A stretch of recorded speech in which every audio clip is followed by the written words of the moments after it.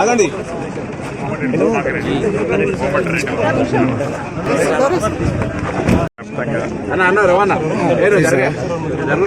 రాష్ట్ర వ్యాప్తంగా జూన్ 2 నుంచి అన్ని రెవెన్యూ గ్రామాలకు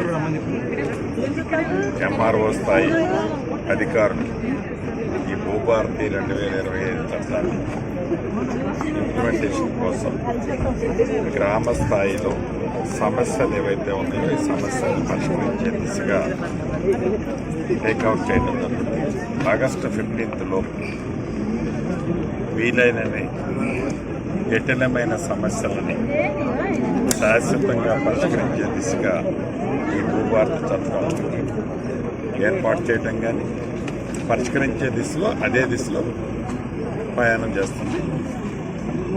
తర్వాత సర్వేయర్స్, లైసెన్స్డ్ సర్వేయర్లు 6,000 మంది ఈ నెల 27వ తారీఖు నాడు ఫైనల్ చేస్తాం. 3 నెలలు వాళ్ళకి ట్రైనింగ్ ఇచ్చి ప్రతి రెవెన్యూ మండలానికి సుమారు 8 మంది తగ్గకుండా సర్వేర్లు కూడా ఏర్పాటు చేస్తాం.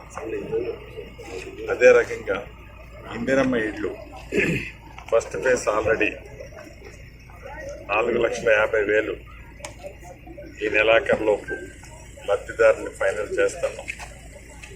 ప్రత్యేకంగా చెంచులు వారి ఉపతెగలకు సంబంధించి రాష్ట్ర వ్యాప్తంగా ఉన్న 9,872 మందికి ఫుల్ ప్లెడ్జ్లో ఇందిరమ్మ ఇళ్ళు ఇవ్వాలని గౌరవ ముఖ్యమంత్రి గారు నిర్ణయం చేయడం జరిగింది.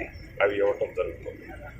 అదే రకంగా ఐటీడీఏ పరిధిలోని అన్ని నియోజకవర్గానికి 3,500తో పాటుగా అదనంగా అక్కడ ఉండే గిరిజనుల సంఖ్యను బట్టి అదనంగా ఇళ్ళు కూడా ఇవ్వటం జరుగుతుంది.